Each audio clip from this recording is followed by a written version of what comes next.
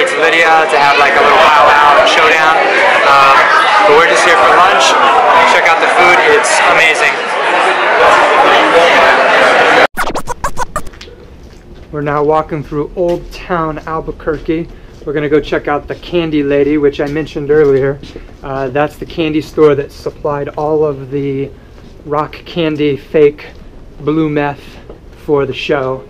We're gonna go in, see if we can buy some, and maybe look for some sweets for our trip to White Sands coming up.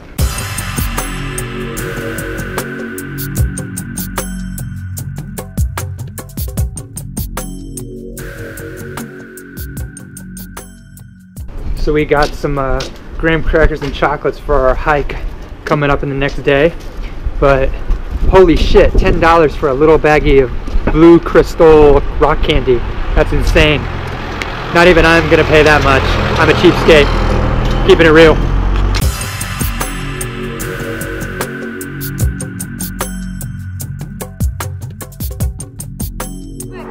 Alright, we're at the Crossroads Motel. This is the famous seedy hotel. We definitely didn't stay there tonight. It's seedy in real life too.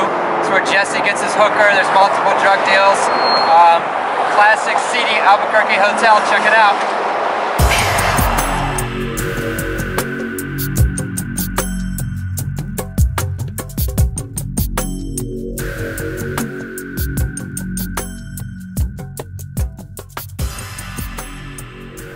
Alright, so this is our last stop today on our Breaking Bad tour.